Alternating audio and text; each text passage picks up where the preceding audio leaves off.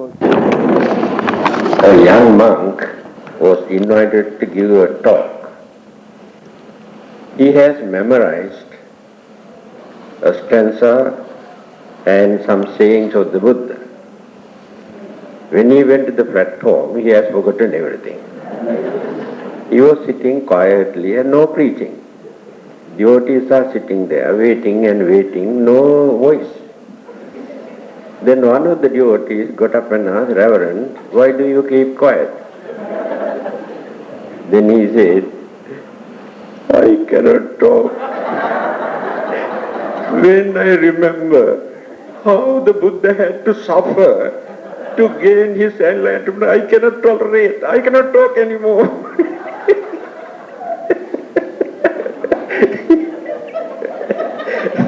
So in his case, it is not that he has forgotten anything, but he is scared to talk, that's all.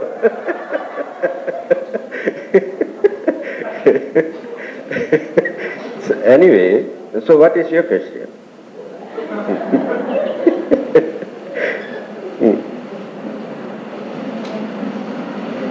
One question is enough to talk for half an hour.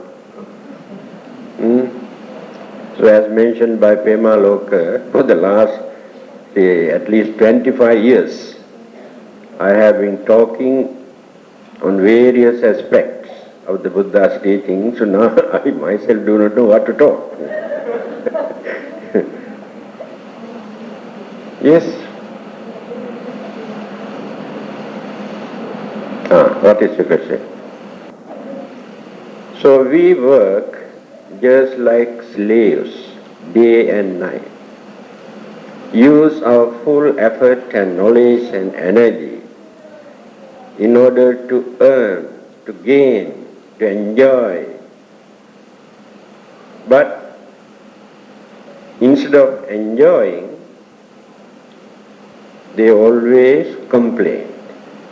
Complain, accuse, and grumble, curse, hate, and develop jealousy, anger, so many problems. So throughout our life, we work, we grumble, we cry, we laugh, and in the end, die. All of us depart from this world as unsatisfied people. That means by maintaining unsatisfied desire. We cannot satisfy our desire. That is the main reason why we cannot experience real happiness, why we cannot satisfy with our life. By knowing this very clearly, the Buddha has given this advice. Santutti paramang dhanam. You can see these sayings in Dhammapada. The highest santutti, happiness or satisfaction, is, what is that? Santutti, contentment. When we develop this contentment, we can reduce so many problems, not only one or two. First thing, our tension. And we also can reduce our fear, suspicion, jealousy, anger, enmity, violence, bloodshed. So many things we can avoid, we can stop because of this contentment. Since we have no contentment, we are going on working and working and earning, then go on increasing and increasing our desire, anxieties and craving. The more we gain, the more we increase our desire. This is the nature of life. Last Sunday morning I gave this parable. Now let us take that pond there. We plant some water lilies or lotus. When the water level goes up and up and up, the lilies or the lotus leaves also come up and up and up, want to remain above the surface of the water, never remain under the water. This water may increase to another 10 to 15 feet, and these leaves and the buds also goes on developing and developing and growing and growing. So when we provide more and more material things to satisfy our craving, then our craving also going higher and higher and higher instead of satisfying. So people have never realized this one. Then what will happen? When this water level started to drop, going on reducing so many feet, those water lilies and lotus leaves never reduce the size according to the water level. What will happen? Drop. Then the trouble starts. Now we are experiencing this. You had very good income for many years. You went on developing and developing your way of life, your luxurious way of life, your pleasure.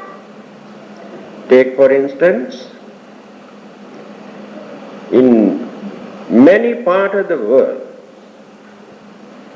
human beings are suffering without even a piece of cloth about this much to cover their nakedness. Millions of them.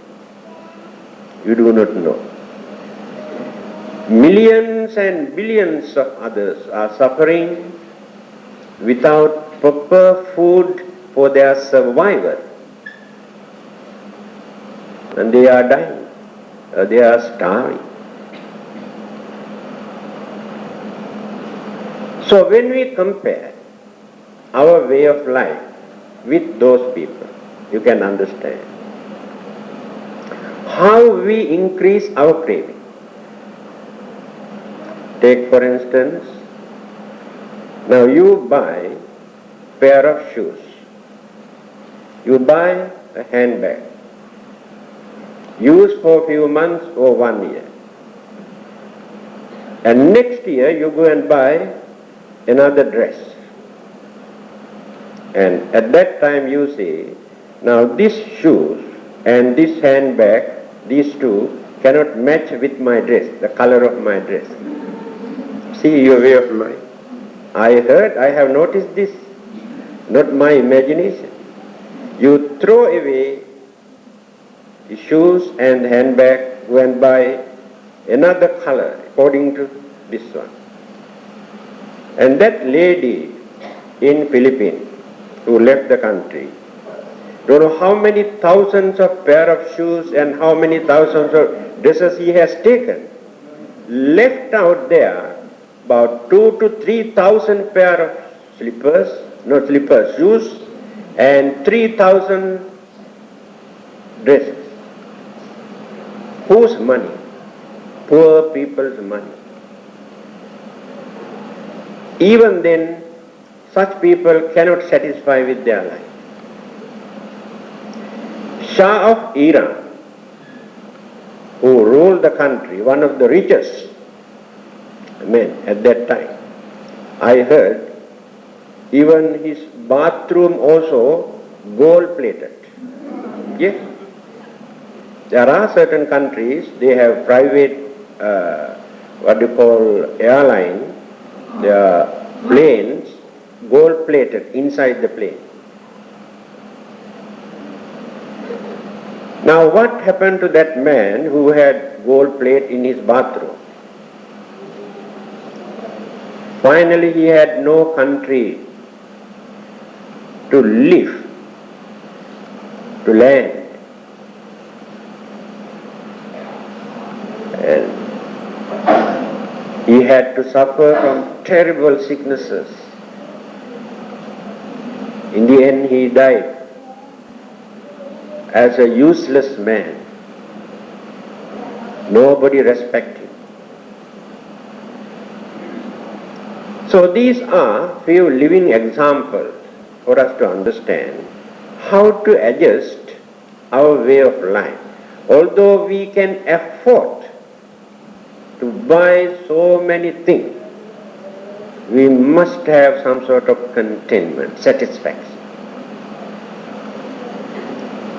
I have been using one robe offered to me in 1965. How many years now? More than 20 years in. And patches you can find here and there. Within this period, I think I have received more than 1,000 robes, new robes. All these things I have given to the other monks and sent to other countries. Still I am using that people. Some people ask whether I am mad. I am using one cup in my room. One day when you go there you can see. When I want to shave, to bring some hot water into that cup, you can see all dark spots also there. For the last 35 years, still they are in my room and I am using them. This is the way how we had to develop our contentment, our satisfaction. If anything is usable, why should we throw away and buy another new one? Just to show off. So how can we experience satisfaction in our life? So remember the sayings of the Buddha, Santutti Paramang Dhanam. Contentment is the highest wealth, highest happiness. One who maintains satisfaction is very rich. Those who collect so many things as their property are not rich. They are not rich people. Another example. Those who work so hard to become multimillionaires by bluffing, swindling people and creating enormous miseries, disturbances, accumulate lot of wealth and property to enjoy his life, to satisfy. Later, he experienced. Now, this rich man is in danger. His life also in danger. People are planning to kidnap him, rob him, disturb him. People are jealous, create so many enemies. His money cannot protect him. He carries guns and pistols whenever he comes out. He got bodyguard everywhere. Still he is shivering with fear. He cannot sleep. He cannot eat. Life is in danger any moment. Then he goes on thinking what to do now. Only at that time he remembered religion also. When he was bluffing, swindling, cheating, disturbing others, he never remembered anything about religion. Now he remembered religion. He goes to a penniless man, poor man who hasn't got anything as his property, who has renounced, given up everything. But he is satisfied with that way of life. That is his contentment. Then he goes to that penniless man, kneel down, pay respect, and beg, please help me. I am in trouble now. I need your blessing. Please protect me. I need something from you to save my life. But that man hasn't got anything. Then who experience real satisfaction in life? Whether this rich man or that penniless man.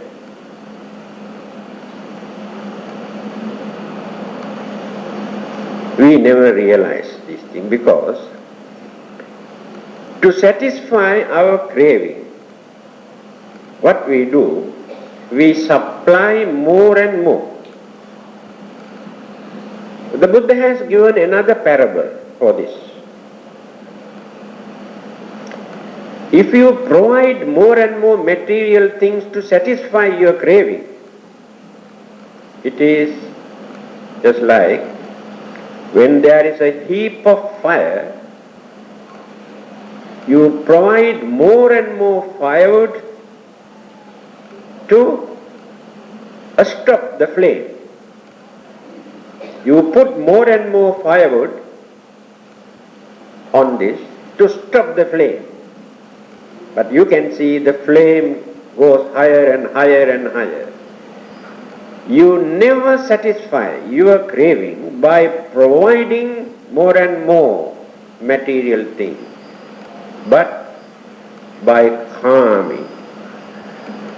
You have to calm your senses. You have to train your craving. Since you cannot do this at once as lay people, there is a method. What is this? Occasionally, some devotees come and observe 8 precepts or extraordinary precepts, like full moon, new moon, or any other day. What is the idea behind? During that time, they lead a very normal or natural life. Try to keep away from all those luxurious, enjoyable, amusement, entertainment, and so many gadgets. Pure white clothes, no decorations, no makeup. In fact, some people don't like to use even wristwatch also, but it is not restricted.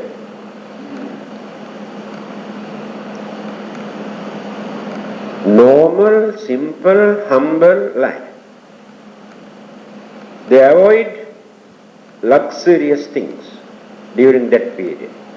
They keep away from dancing, singings and amusements and all the entertainment also. That is a training period to get used to a normal life, because life is uncertain. Everything here in this world is uncertain. At any moment, changes can take place. Now let us take those innocent people in Vietnam, Cambodia, and Afghanistan, and various other countries. Millions and millions of them running away like flies as refugees, carrying their babies and little bit of belonging. And they do not know where to go. Many of them die on the way, in the jungle, in the sea. So uncertainty, political upheaval, earthquake, volcanic eruption, fire, flood, epidemics. So many disasters, natural disaster also change our way of life. Those who have led a very luxurious life, spending millions of dollars for their enjoyment, when they got into trouble, at that time they do not know how to adjust their way of life. So by observing these precepts, people try to train themselves, discipline themselves, not to become slaves to those enjoyment, because these things create excitement. We think they are enjoyment, but so many side effects, lot of damages to our brain, our mind, our glands, our body. We do not know this. When we lead a normal life, we do not face such problems. Now let us take animals. They lead a normal life. They take normal food. I think they are more healthy because they have their daily routine, proper time to go to bed, proper time to get up, proper time to relax. So they are free from many of those problems that we are facing. The reason is we have organized our way of life in such a way, thinking we are developing. Actually, we have developed only our craving. Then discovered and found out so many extra gadgets, but never satisfied. Now let us take a very rich family who got more than enough property, income. Another poor family in the same area where people cannot gain even 3 meals a day, and their shelter also rotten. The roof is leaking. They haven't got enough clothing or proper medicines to take when they are sick. But here in this poor family,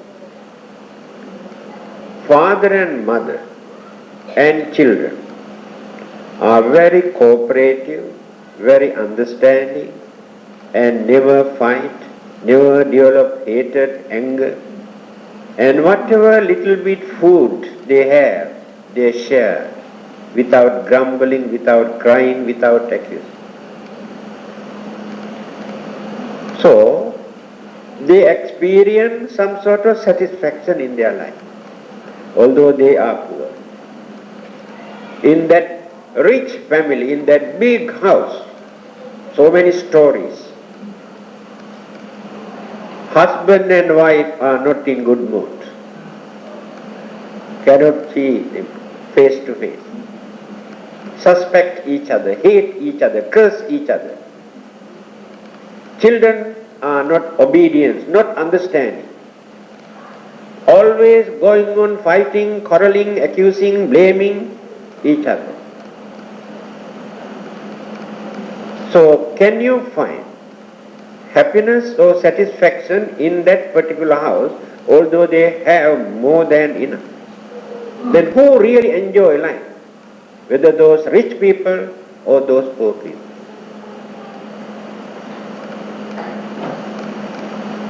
So we have become slaves to our senses.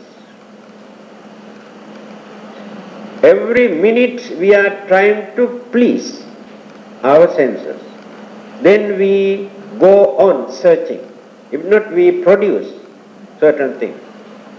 Later we grumble.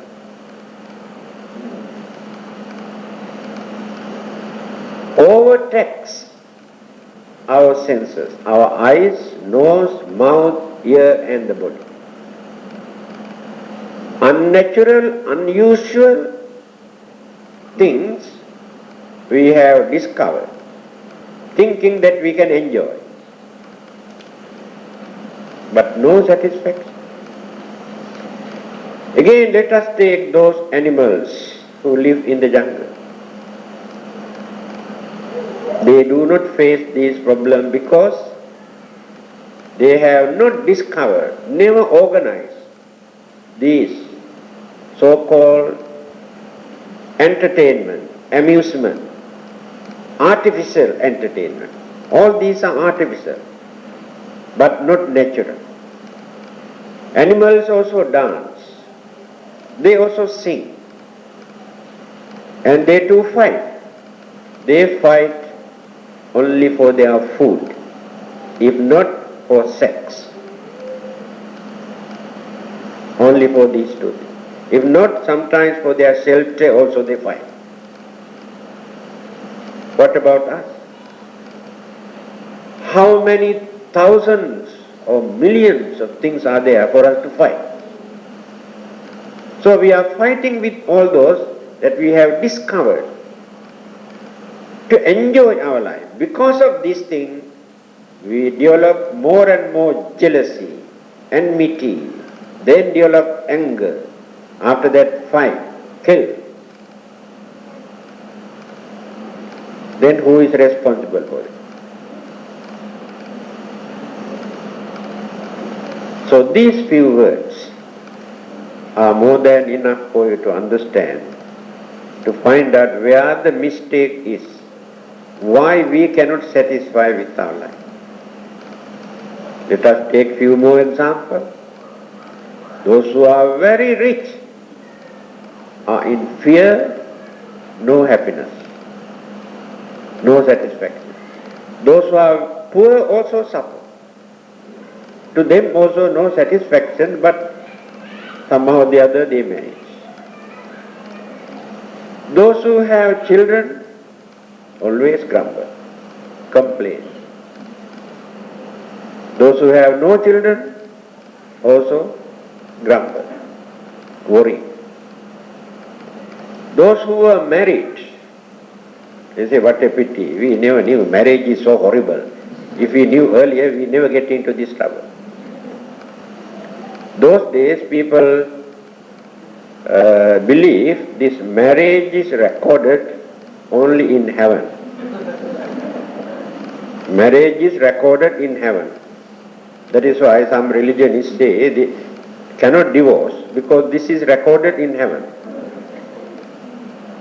So if they have sent a cable to heaven saying so and so got married here, then after that why can't they send another cable to heaven so and so was separated? They show others they are happy. They also grumble. Then again, those who are thinking, contemplating, planning to get married also suffer. What to do? Nobody wants to get marry me. I cannot find out a suitable partner, so I am miserable. So those who are not married also grumble. Those who are married also grumble. Got children also grumble. Without children also grumble. With property also grumble. Without property also grumble. Then where can you find satisfaction? Then you can understand what the Buddha says. Don't think that you can find out real happiness as long as you exist in this world, in any part of the world, not only here on this earth. Because we have strong craving for living, existence, craving for pleasure. Because of this thing we develop so many other evil forces in our mind. So our minds are responsible for our unhappiness, unsatisfactoriness. Don't blame God. Don't blame devil. Our minds are responsible for all the things. If you can train that mind, if you can develop this mind to understand this situation, oh, life is like this, world is like this, then we know how to face some of these problems without worrying, without complaining. We also know how to overcome certain problems by using this understanding. We also can avoid certain problems through our knowledge. That is why religion, the dharma, is important. So you do not waste your time. When you come here, you learn something. If you contemplate seriously, then you can settle many of your problems that you are grumbling and worrying. Your family problem, marriage problem, household problem, unsatisfactoriness, you can minimize, you can reduce a lot. It is due to this ignorance. This is called ignorance. Ignorance means when there are so many problems, we do not know how to overcome. That is called ignorance. Now we are suffering here in this world because of that ignorance. Otherwise there is no reason for us to suffer. I think these few words are more than enough. Taken, I think, more than half an hour to answer one question. It's a very good question. You can talk for hours, I think better to stop, coming to 9 o'clock.